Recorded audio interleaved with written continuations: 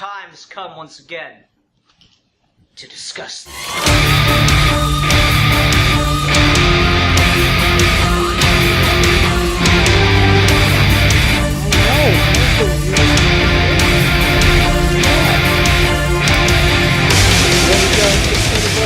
Yes. Okay, hi everyone, welcome to another episode of Geeky Gentlemen. I am Sid2. Joining me today is the one, the only, the realest of them all, the real Manos, aka Justin Cristelli. Howdy, folks. Howdy, indeed. So we're continuing our fan film reviews today, and what are we reviewing today? We are talking about Ironheart. Indeed.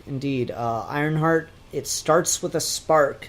Riri Williams fan film, and that's kind of interesting because she's a character created 2 years ago now. Yeah, pretty new still to this day. So it seems like she's captured some imagination out there in the world. So I'll let you start. What made you want to talk about this one? I wanted to kind of talk about different characters and superheroes that, especially a character like this. What really appealed to me was that she was, like you just said, she's really fresh. Still has a lineage to Iron Man. And by the way, I seem to had noticed that Brian Michael Bendis had himself noticed this fan film and gave them their thumbs up. Oh, really? That's really cool. Yeah, that's actually how I noticed it. That was kind of like a small news item one day, and I kind of like noticed it. It's like, oh, okay, let's give it a watch. It's like, and that kind of got us to here. Interesting. No, I you know me, I'm not much of a Marvel guy. All things considered, I like it just fine. It's just not my wheelhouse. Yes. So I've never read much of anything with Riri Williams. I think she showed up in one of the Nick Spencer Captain America comics, like the beginning of Secret Empire, and that was awful. So definitely don't judge Riri for that. But yeah, I was just surprised that we got like this brand new character who's already got a fan film when I can't for the life of me find like a good Zorro fan film or something. He's been around for 100 years. Yeah. But I just really kind of dug it. I haven't had too much experience with her as well. I haven't read her series. I don't have any of the issues. She's appeared in some things I've read. Like she was in a story arc in the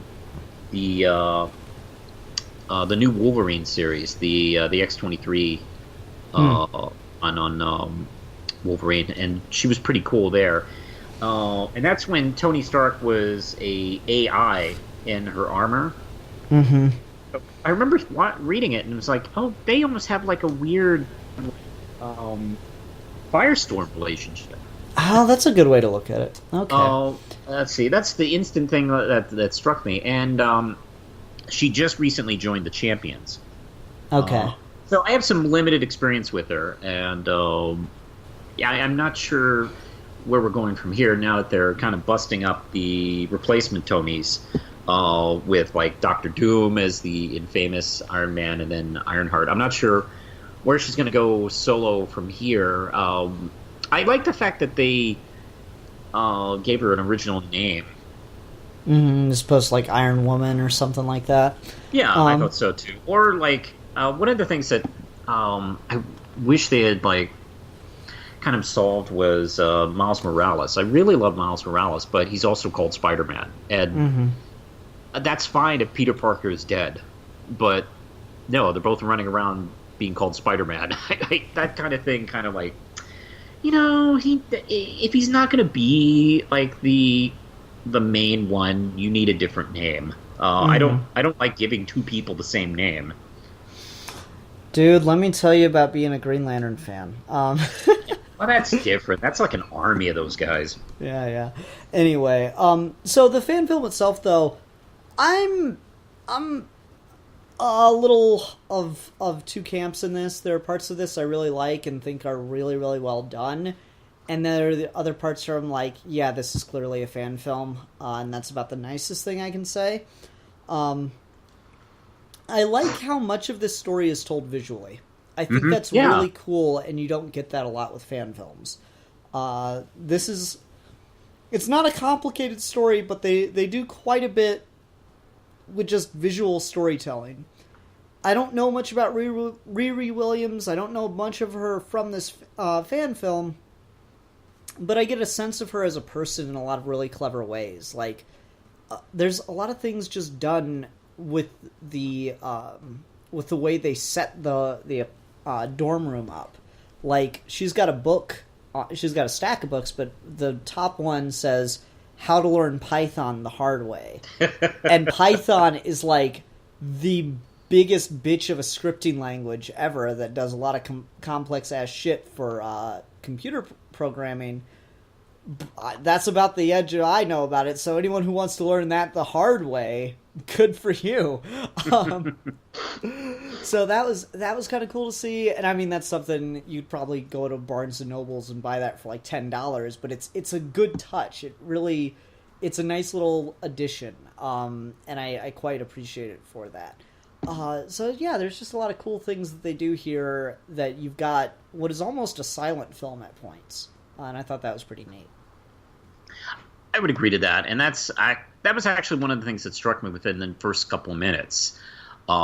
Is that this isn't going to be loaded down with tons of exposition and narration, like I've seen some films do. This one goes, and that's kind of interesting because like her creator is Brian Michael Bendis, who is like Mr. Chatty dialogue. So I did find it kind of refreshing to go in the opposite direction for that and kind of just let us see who she is, and I thought that was really interesting. Yeah, I thought that was pretty fun. I also quite liked the, I guess you wouldn't call it costuming because they're kind of just wearing normal clothing, but it in a way that just worked. Like when Tony Stark shows up, he has the Tony Stark look. You can see the reactor, whatever you're supposed to call it, underneath the shirt. Yeah, that was pretty cool. Like it looks pretty good. I like when Riri's working on her repulsors. Those are really cool, and it's just it looks kind of thrown together, but in a good way. It looks like that's what it would look like if you're just doing this with no money and you're just using scrap parts to put it all together. It looks really good. Yeah. So a lot of stuff like that I really liked, and the plot I thought was pretty decent too. It's nothing super complicated, but I like the way that it frames the story to give you a sense of who Riri Williams is. Yeah, I like the quick flashback of the teacher talking to her parents, which I think is a nice mix. Like we're getting a good visual feel of who she is on a daily basis, and then we kind of get that filled in a little bit. With the teacher's little speech, like, she's a super genius and she gets bored very easy. And I thought that was very helpful. And I feel like to be honest, I'm not like the biggest expert on the character, but from what I've seen of her, that does seem to kind of fall in line with the type of character that she is. Yeah, I could see that. It's really interesting, just the way that this all kind of pieces together. That all being said, I think there's some pretty substantial flaws that this has that, to be perfectly fair, are in a lot of fan films. They're not special to this, but I do feel that I've seen other fan films deal with those flaws better than this does. So the first and the most persistent is the acting. I think the range of the actors is just all over the place. Like you mentioned the scene with the teacher, and like I can see that dude reading a script. Yeah. It just feels like it's very monotone. It's very memorized kind of stuff. So I don't think he's doing a very good performance. I think the girl doing Riri is pretty good, though. They do name drop that Riri's 15 years old, and that girl just does not look 15 to me. That's true, but I'm kind of used to it with film. Like I'm so used to seeing like 30-year-olds play 15-year-olds. So to be honest, I kind of let that slide. You know, it's funny because usually fan films have the exact opposite problem of that. Yes, usually that's it's true, like yes. it's like 15-year-olds trying to pretend they're 30 or something, and so now we've got like, I mean, I'd say this girl's probably in like her early 20s if I had to guess, but who knows? Maybe she just looks older than she actually is, and she is closer to 15. But I mean, it just didn't help, especially like when you see her standing next to people and she's like towering over them, and I'm like, man, you're really not selling the whole 15 thing. Like when the college girls come to complain about her making too much noise in their dorm, and she just starts closing the door, I'm like, wow, you're like so much taller than both of them. That's ridiculous. That's actually, by the way, that was actually one of my favorite scenes. Are you closing the door on me? I think she's closing the door. And that had a nice kind of Bendis feel to it, actually. Yeah, I could see that. That almost feels like something he'd write. I could dig that. But yeah, I would agree with that. The acting is off and on. Some of the actors are stronger than others who may not be actual actors. Yeah, that's usually the case with fan films. You get who you can get. Yeah. Yeah, because, I like her. I like the actor playing Tony Stark. The actors playing the security guards, like the woman and the guy who looks like he's doing a pretty good Steve Baxi cosplay.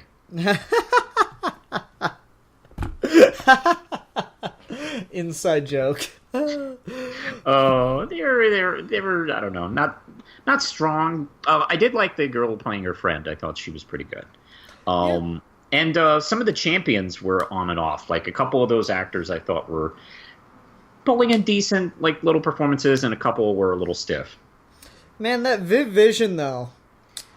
Man, that was really cool. Yeah. I've not seen a Viv Vision pop up in a fan film yet, and it was just really cool to see her since I don't know if love is the right word for it, but the Tom King Vision run that created her was really cool. Mm-hmm. And so it's neat to see her pop up. I don't know if they're gonna like turn this into an official series or whatever, but I'd certainly be interested.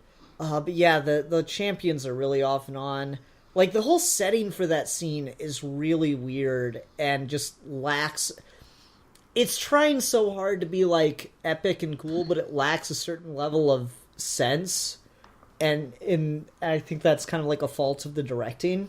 Because, like, they're all talking to her, but, like, it's this memorized speech. They're talking one at a time, and then, like, the Nova Corps guy, he has to, like, stand up from laying on his back. I'm just like... This just feels really awkward. Everything about this just feels really, really awkward. I have to say I was pleasantly surprised by the Champions scene, because I love the Champions comic. And this came out like months ago, before Ironheart joined the Champions. Like, she literally just joined last issue. Oh. that just happened. And now that I can't remember when it was announced. It may have just only been announced a couple months ago. I feel like they kind of predicted that, which is kind of cool, because I'm pretty sure the news item about Riri joining them came after this was posted. So I thought that was kind of cool, because Ironheart is one of those characters. Her and the Nadia Wasp, they just joined the team, and I thought when the team was first announced, I thought they would just be on the team immediately. So it's kind of cool to see them eventually like fold into the team. Yeah, and it's cool that the fan film kind of called that. Yeah. Or maybe Brian Michael Bendis saw it in the fan film instead. Nah, I'm kidding. It's possible.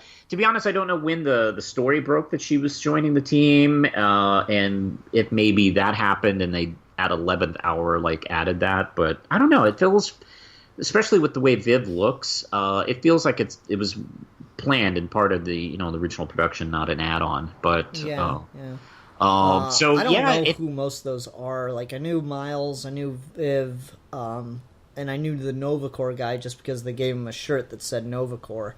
Yeah. I had no idea who dude in purple shirt was, or the chick in the blue dress. That was supposed to be Miss Marvel, and the other one was supposed to be the Amadeus Cho Hulk. Okay. Interesting.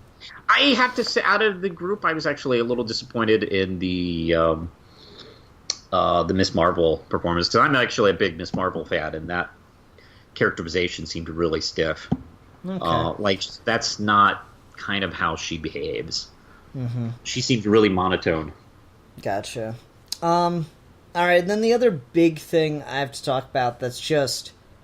I can try to give it a bone, but I can't. It's just really, really not good. And that's the CGI reveal of the Ironheart armor that she makes. It's really bad. Yeah. Yeah, like just everything about it, because like the model itself, the physical creation of the model isn't bad. The texturing is really, really bad, to the point where I think they just got like a rusted metal texture and put it on with a bump map, which is, I know, a little bit technical lingo, but anyone that knows 3D kind of knows what I'm talking about there. And then the absolute hands down worst thing about it is the digital camera work for the reveal of the suit. That camera is going all over in a million places, and just it looks like it was shot on handheld. That's just really, really bad camera tracking work for digital camera integration. And it's just really unfortunate, because that's kind of the big moment of the fan film. And I watched this with my wife, and she just started laughing. It's just really bad. The model work, like I said, is a good start. Definitely needed to have more time spent texturing, and as far as the camera work, if I had to guess, I'd say it was done moving the camera between linear keyframes and then just rendering that out, which is not a good idea. You should use a digital camera with an aim point. But just, man, that was all really, really rough, right back to back to back, and just it got hard to watch for a sec. It was I was very sad to be cringing at that point, because I'd really liked all the visuals of the film up to this point, but that was just really bad. Are you okay? Yeah. Are you gonna be fine? Yeah, I know. So I was like, I don't like to shit on 3D work, because I've done 3D work with live action integration, and it is a bitch. It is a bitch and a half. And I saw that they did an Indiegogo for this, and they didn't get, I think they only got like a third of their goal. So I imagine a lot of that was meant to go to the visual CGI effects, budget. Yeah. And they probably just did what they could get with the money they raised. But yeah, just the way that all came out was really, really rough. To the point where I think you could have got away with cutting it.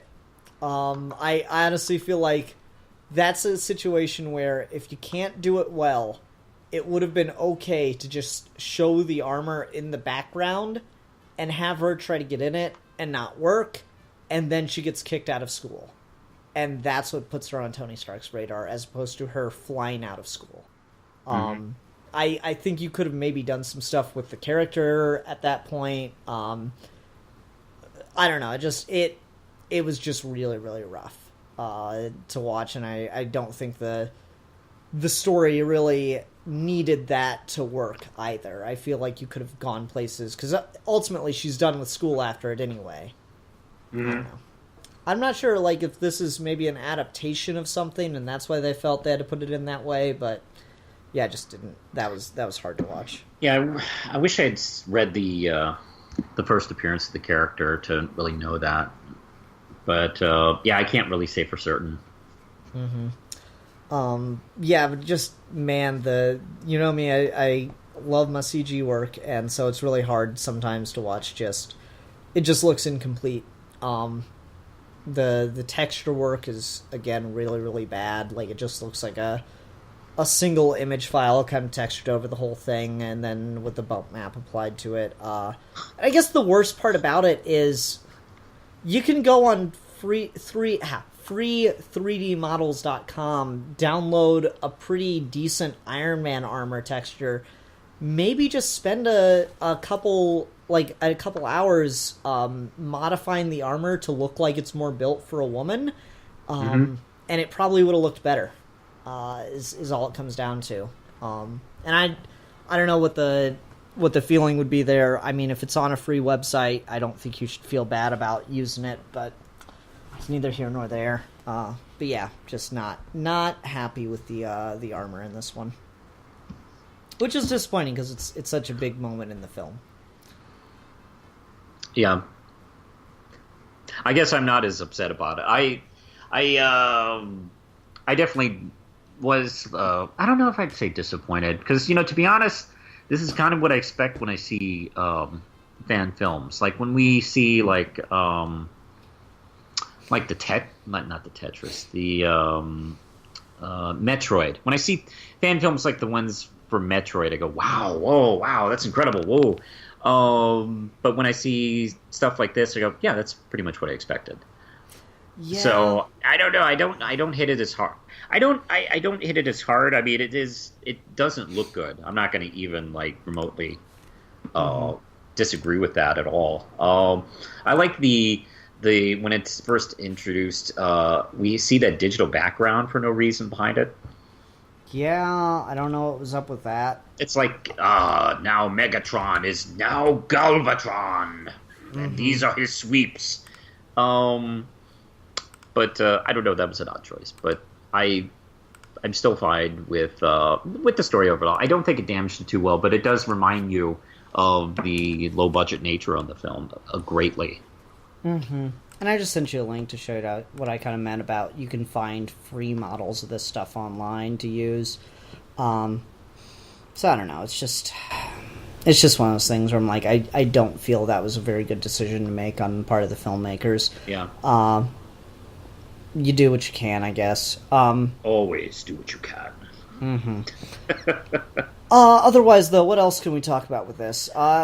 Do you want to see more for this? Do you want to see a Champions or a Tony Stark and Ironheart like spin-off fan film, or what do you want to see from these guys next? Yeah, then that might be fun if they. I don't know if they're planning on doing more or not. That's one of the things about these fan films. Like, they set it up for either a series or just their chapter, in this larger book. And I don't know if they're going to be doing that or not, but I'd be curious to see them do a little bit more.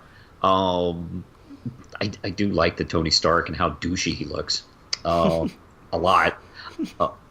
And I don't know. It'd be cool if they did more Champions, but it's kind of obvious from this film they don't have really the budget. Yeah, that's the other thing. Is like, I mean, they can't do Cho's Hulk when he hulks out. And they wouldn't be able to do Miss Marvel's effects. They could probably get Viv down pretty well if they got access to a blue screen. They can have her do the whole phasing thing. That'd be kind of cool. Yeah, the makeup on Viv looked pretty good, I thought. Yeah, the hair is a little like I could tell they used like the day-long dye your hair green kind of thing. But yeah. It worked. It was fine. It was just cool to see her. It was cool to see her. I'm willing to wager that's the first time anybody's done the character. In a fan film, maybe. Yeah. I've seen some cool Viv cosplays though, so it's definitely one of those things. She's got a particularly easy design for costume wise, right? Because she just wears t-shirt and jeans. But yeah. Yes. So I don't know. Like, yeah, it'd be kind of cool to see a Champions thing. If they do it and they don't have the budget for it, it'd be cool to get like a slice of life Champions fan film. That would be cool. That would be a good approach to do it, because Cho isn't the Hulk all the time, and the other characters can be in out of costume. It's so funny. Like, I hadn't even thought about this until like I saw this fan film and we got to the Champions scene. It's like they're all kind of dressed in their costume colors while they're incognito, and it's like, wow, this is a little Power Rangers-ish for me. That's a good point. Oh. Yeah. But I don't know. That'd be kind of cool. I'd like to see more interaction with Tony Stark too, because I don't know. He's just got like they got a pretty good looking actor for Tony Stark, so I'd like to see exactly what he'd do with Riri, what the interactions would be like. Yeah, and I really like that mentor relationship between the two of them. Mm-hmm. I'm curious to see in the comics where where that goes from here now that Tony's back. So, but yeah, and also, yeah, I could definitely go for more Champions fan film stuff. I mean, they're basically like Marvel's Teen Titans. Mm-hmm. Yeah, I could see it. Otherwise, I don't know. Like, I enjoyed a lot of this. I just wish it had been better. Like, it's far from the best fan film I've seen, but it's doing a lot of stuff really well that I can appreciate. I would agree with that. How much of it was told visually I was really impressed by. Because, like, she's not... You know what she's working on, but you just see her working, and it's kind of like leading and building up to it, and that's pretty cool. Mm-hmm. I also really like the line where she's like, "What would you call Iron Man if you were a woman?" That's really smart. That was a nice approach to it. Yeah, the fact that they show how antisocial she can be and how focused she is. Yeah, I liked it a lot. Of course, it did have its problems, which we, kind of got into. The budget on this, I think, unfortunately, does kind of really does stick out.